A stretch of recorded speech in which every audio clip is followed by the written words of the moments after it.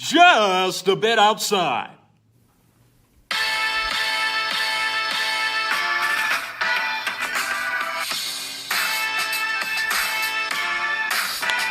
That ball's in the air to right. It's a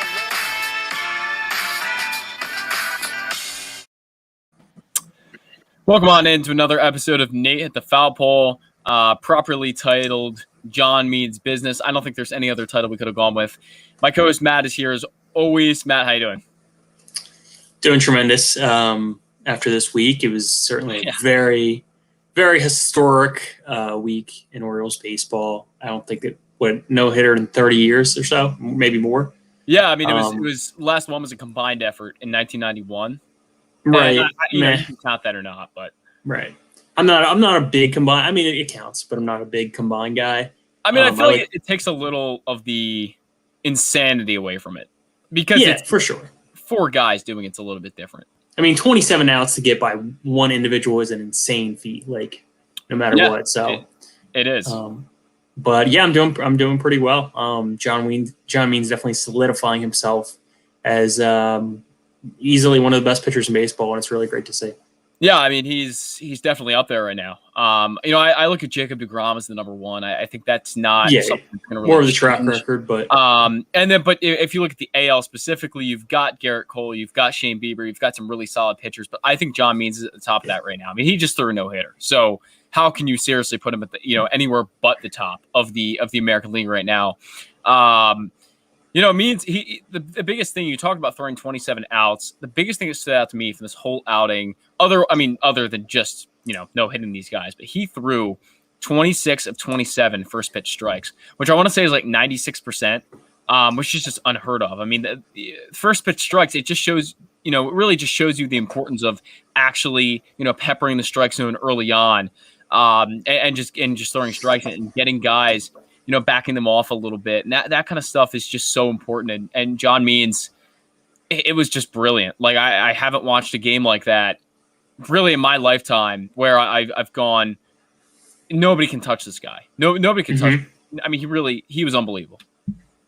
Yeah, I've never seen an Orioles pitching performance like this, like you said.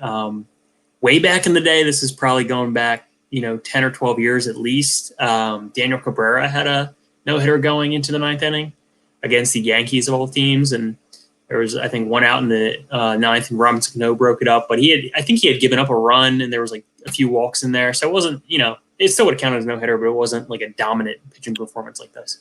Yeah, I heard that's probably true. I heard that Jason Hamill threw one in 2012 through 7 innings. I don't remember that, but apparently he did. I remember that. I definitely don't have a lot of Jason Hamill memories. Oh man, so that was 2012. That was the first winning season they had. He was my guy that year. He was absolutely like my guy, like John Means is now. Yeah, I mean John Means. I mean, the thing is, I think as an Orioles fan, you kind of just look at it as the Orioles are never going to do it. I mean, like this is a team that lost so many, a ridiculous amount of games from 2018 and really even 2017 on. And you look at them as being a bad baseball team with bad players. And obviously we know better, in Baltimore, that we know we have a lot of young talent. We have a lot of guys like John Means who are excellent baseball players. And John Means comes out and actually throws a no-hitter, which is just unbelievable to me as an Orioles fan, because I never thought I'd see that in my lifetime. It's just the Orioles have never had good pitching. I mean, John Means is the best pitcher the Orioles have had. Maybe you could argue since Messina, maybe Eric Bedard if you want to get a little bit, more specific. But who would you go? Well, is Means better than Bedard for you? Yeah, he's better. But Bedard's probably most comparable. Like if you watch Bedard that season before he got traded, he was unhittable. Like he was that good. Another lefty, and that's how they got Adam Jones. So we'll see. We can table that discussion, a little bit, talking about trading. But we have a comment here from Justin. It says felt way better to be on this side of the no hitter than being no hit. Yes, absolutely. If someone could find us the last time that the Orioles got no hit, it feels like it probably hasn't been that. It was by the Mariners, right? wasn't It was by the Mariners. I want to say maybe 2018, 2017. It might have been. Maybe that's too recent, but I I'm thinking like 2015, but I could be wrong. Yeah, it could have been, but definitely feels better to be on this side of it, especially by a guy like John Means. Again, I mean, this is a guy who's not drafted highly. He was never really ranked in that top 30 by any publication. Nobody really gave him attention. He was kind of the last guy to make the team in 2019, and then he comes out here and does this, and he's just it's insane. Like I said, I never thought I'd ever see an Orioles no-hitter in my lifetime. And again, it's because the Orioles have never had good pitching. I mean, since the 1970s, the 1980s. Yeah, 40 years. Yeah, it's been amazing. Even in the great years of the Orioles from 16, on to 12 and everything like that. Right. Chris Tillman was a good pitcher. Miguel Gonzalez. There were some guys, but nobody was John Means. It does feel like, especially I grew up in an era of Orioles baseball that was atrocious. Like, I started watching like 2000 to 2011 was just almost unwatchable, and I was still glued to the television every game. It does kind of feel like historically, like in my age range, the baseball gods have been against the Orioles. But something like this is just such an awesome feat. It just feels so good just to be like, nationally recognized, and just to really let everybody else know that we have this guy. This guy could start the All-Star game if it was played tomorrow. He might. So it's really, really exciting. Yeah, I mean, you say he might start the All-Star game. Like, he's in line for Cy Young right now. If you look at the stats, I mean, he's leading pitchers as far as B-WAR goes at 2.3 to, I believe, second place is 1.7. He's either Garrett Cole or I want to say Shane Bieber. It could be Ohtani. Glasnow might be up there too. Glasnow's probably up there, yeah. But he is leading by 0.6 to the second place guy. So it's definitely the best year we've seen from an Orioles starter in a long, long time. Looks like the last time the Orioles got no hit was August 12th, 2015 by the Mariners. I thought it was more recent than that, but I guess it wasn't.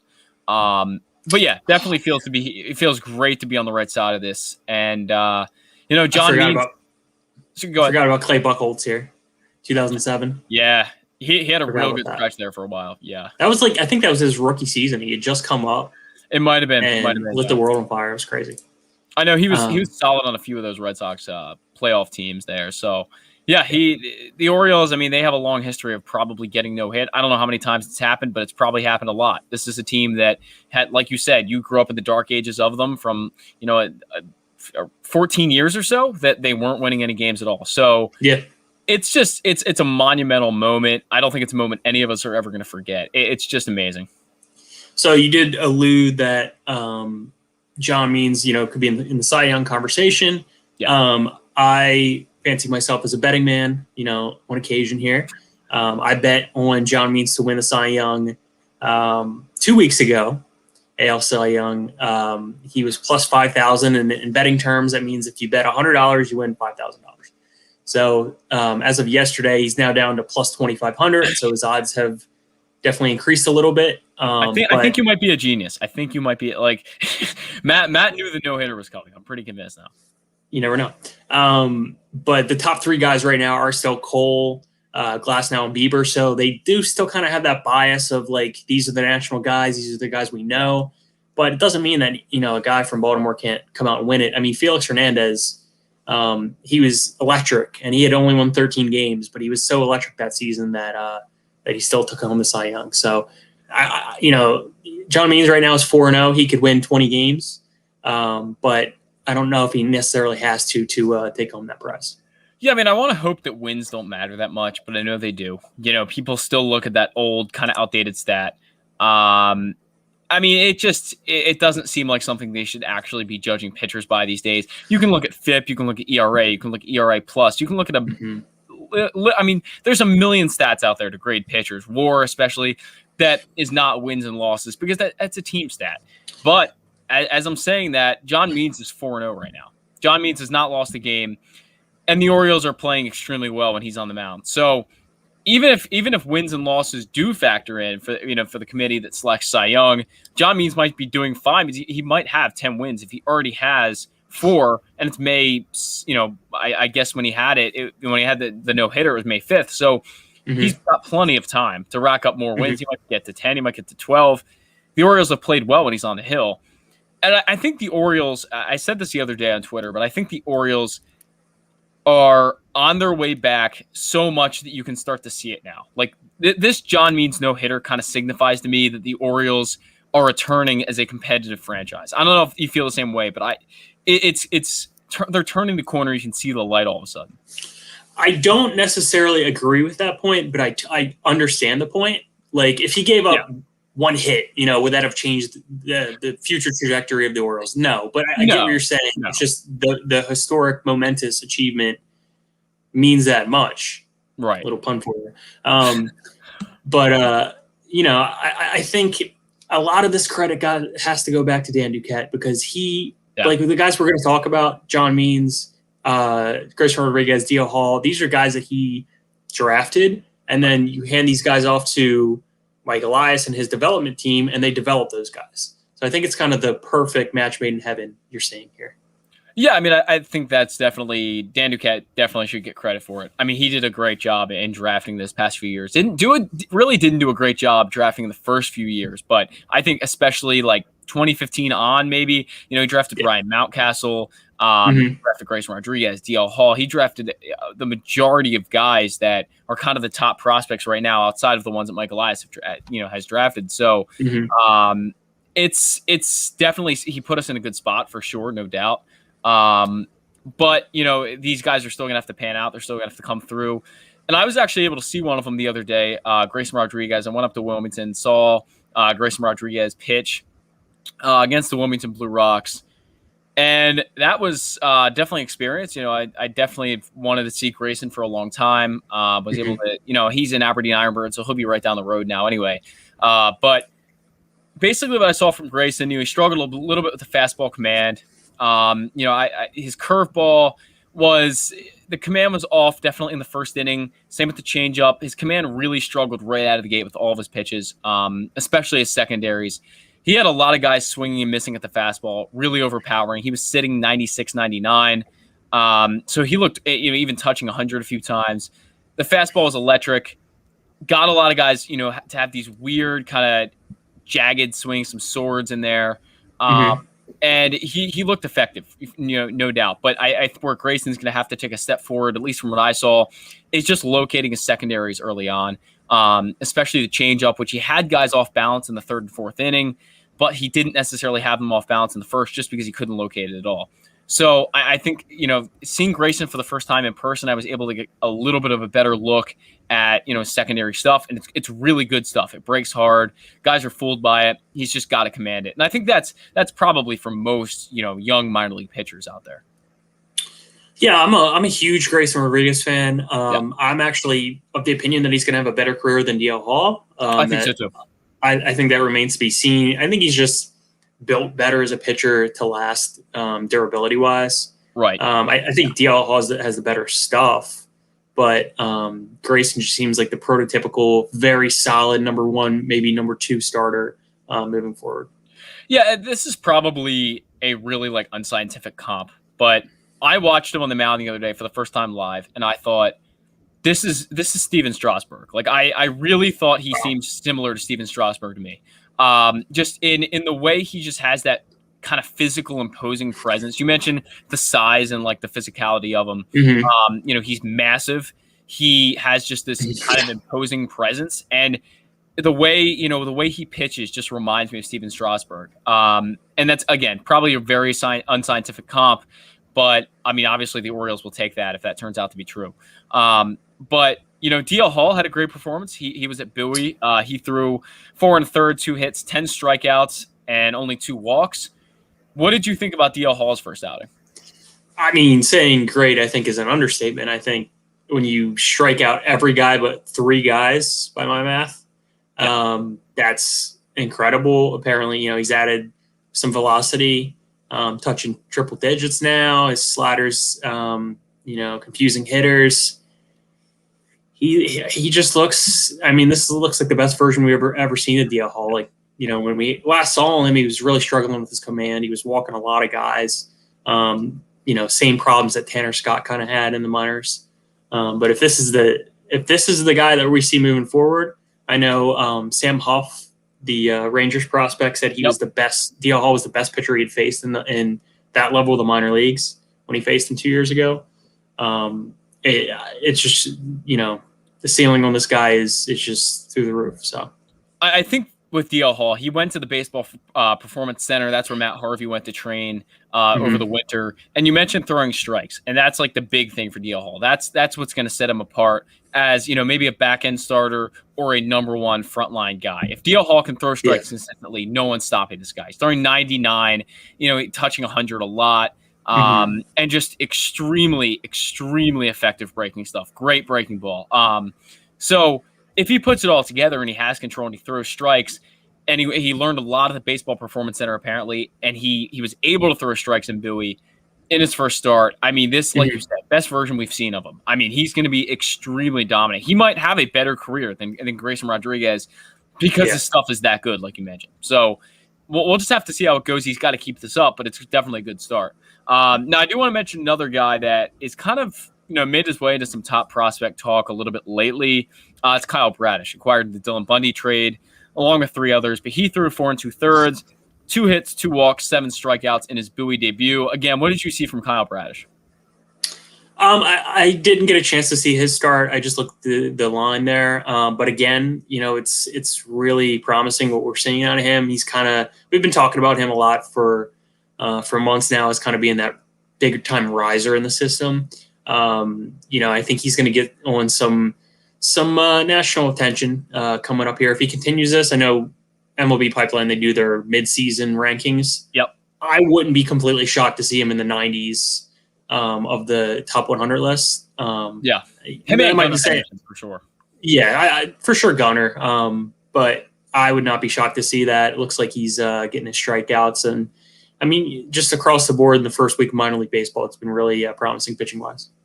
Yeah, the Norfolk Tides haven't won a lot of games, but they probably have maybe the weakest roster. Maybe it's the Ironbirds. I don't know who it would be. But overall, a very successful first week for the Orioles, especially coming back.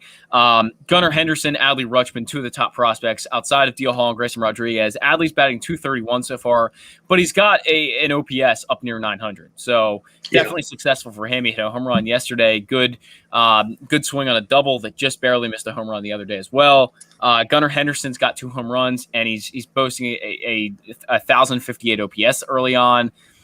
I mean, these guys are hitting the ball really well. Both hit Oppo home runs. They have 3 Oppo home runs to start the year. I continually seem to be impressed by Adley's power just to every field. Yeah. Like even when you first see the replay of the home run, it's a home run off the bat. It doesn't necessarily look like a home run to me, but like he just has that much power. So he just muscles it out. Field. Yeah. Yeah, and I think Jim Callis's comp on him as being Mark Teixeira behind the plate looks very accurate to me. He's got a lot of power to all fields. If he can be that guy in the majors, he's going to be, the best catcher in baseball. I mean, he might be the best player in baseball if he's that kind of hitter. And then you combine the Gold Glove defense. I mean, he's up there. I mean, he will be up. So, it's exciting to see from him. He got off to a not great start with the Shorebirds when he played for them the first time back in 2019. But this is the real Adley. Like this is not the Adley that's already played a college season, already played at Aberdeen, and struggled at Delmarva. This is, we're seeing a full season of Adley Rutschman right now. It's pretty exciting. Now Gunnar Henderson. Another guy that has insane power. Like this is a guy who's going to hit a lot of home runs, and he continually reminds me of Corey Seager. Like every time I look at the swing, every time I look at Gunnar Henderson, I think Corey Seager, and I hope that turns out to be the case. It's obviously, again, it's a lofty comp. It's same thing as Steven Strasburg, but it's a guy that you look at the swing, you look at the tools, and it just seems so comparable. Like it really does. Yeah, I mean that's the benefit of drafting high school bats because you get to see them grow into their frame and really grow into their power. So you see that power early on. That's why I was a huge fan of Zach Veen last year in the draft. You get these high school bats, you never know what you're going to get. You can get perennial all-stars, and Gunnar right out the gates is starting out terrific. He's still very young. He's still going to grow, but the way he's hitting now, he could move through the system, relatively quickly. Yeah, I mean, I wouldn't be surprised to see him in Bowie pretty quickly. If it's not this year, then early next year he could be there. Yeah, next year. He's going to be a quick riser. Now, there were some other guys I got to see when I saw Aberdeen play. Kyle Stowers looked really good, had a home run. Johnny Reiser, who might be a guy that breaks out a little bit this year, rises, if you will. He hit a home run as well. Some really good swings off the bat of Stowers. I think Stowers was the most impressive hitter in that lineup for me. Joey Ortiz, I saw him a lot in 2019 for the Ironbirds. Great glove, great hands, great glove, great arm. Kind of struggled with the bat, but this year, I can tell you right out of the gate, looked like he was way, way more comfortable at the plate. So we'll have to watch him as well. Yeah, Joey Ortiz is probably my favorite player in the Orioles system. He's not really anywhere. Okay. He's not anywhere near the best. I just kind of root for that guy. Being a little undersized, kind of gotten some hate from playing for New Mexico State. Those numbers are always inflated. Sure. Yeah, but I think him along with Terran Vavra are going to be competing for the future shortstop spot. So very exciting to see those two guys. Yeah, I mean, if not shortstop, then second base. That's obviously. I mean, Gunnar Henderson looks like he's kind of locking down shortstop, at least for me. Do you think he's too big for short or no? I don't know. It's going to depend on how he keeps growing. I mean, I think in 2 years when he's close to his MLB debut, I think we'll kind of look at it there. But I think right now, from everything I've heard, he can kind of stick there. He has the arm. You question the agility, and that's probably a good question to have. It's just until I see him live as well, it's kind of hard to tell. I don't know what he looks like now, but when we had the winter thing last year, the Orioles Winterfest, he was down in White Marsh, and him and Gray Rod are just massive human beings. So no, he's big. I mean, I don't know if he's too big. I mean, Cal Ripken was able to play shortstop for a long time, being a really big shortstop. And you see some in the game today. I mean, like Carlos Correa is a pretty big guy. He's able to play shortstop decently well. So you never know. Gunnar might stay there, but Jordan Westberg could take over third. You got Terran Vavra or Joey Ortiz at second base. You never know. So Terran Vavra, though, another guy off to a good start, had 2 hits in his first game. I don't know his exact stat line, but he's been hitting pretty well to start off. That's exciting to me. Guy that got in the Michael Givens trade. The other guy that got in the Michael Givens trade, Kevin Smith, pitched really well for Bowie the other night as well. So, I mean, really good start across the minor leagues, I would say. And then Jahmai Jones having a really great start as well. Another point to this, too, like all these guys are doing super well. You're not going to have a spot for each and every one of these guys in the big league level. So you want them to do really well, because when you start like really, really competing in the next couple of years, you're going to have to trade some of these guys for proven commodities. Exactly. I mean, you're going to have to start trading some of them away. Yeah. I mean, no, it's good. That's what you want to. That's what you want to see. You want to see everybody performing well. You want to have, when you're ready to compete, you want to have a top 5 farm system to plug holes.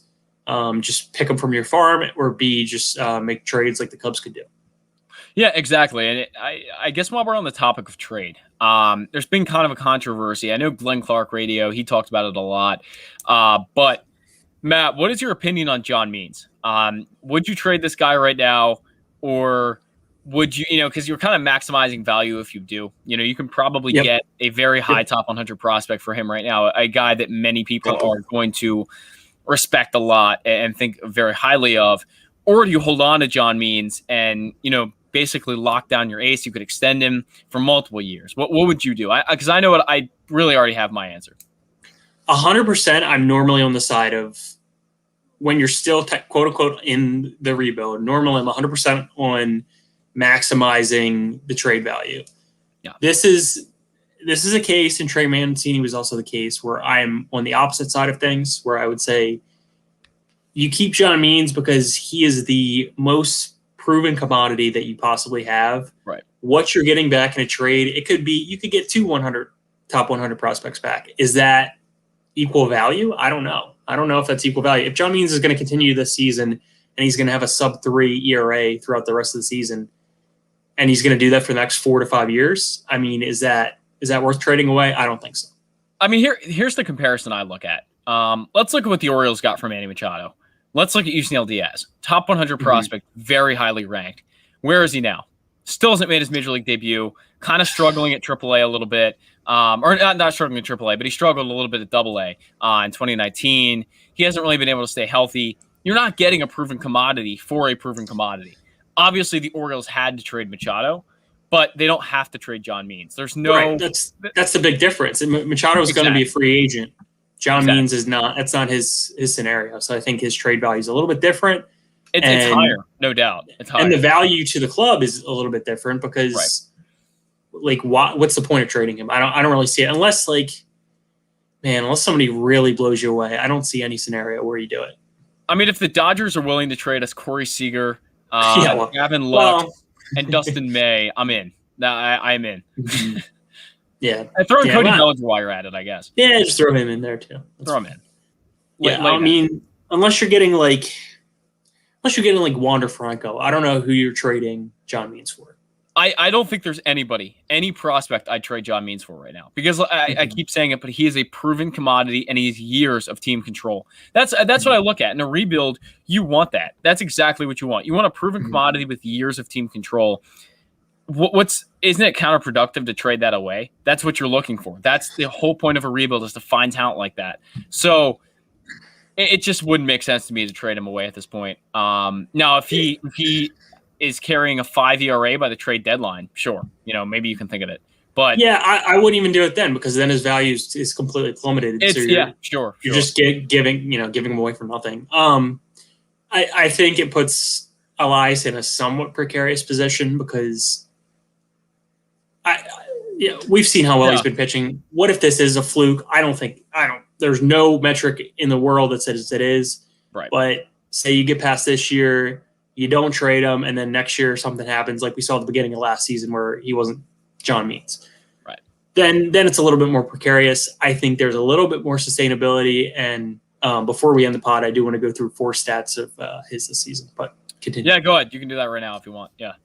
John Mioli from the Baltimore Sun wrote an article just entitled it After a Historic No-Hitter, here are 5 stats that stand out in John Means' dominant season so far. The first one is his 158 batting average on balls in play. Among qualified starters, that is the lowest in the league. You're talking DeGrom, Cole, anybody. The second stat here is 73.5% first pitch strikes. So like you said in the no-hitter, would you say 25 or 26 for first pitch? Yeah, 26 or 27, yeah. Yeah, that's insane.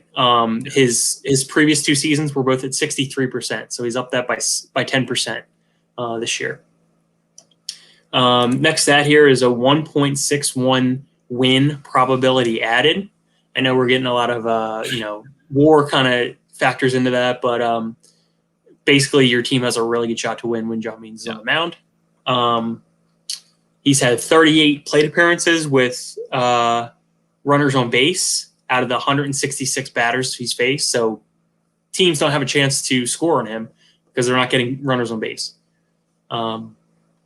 He has the 5th stat is he has a minus run value on his changeup.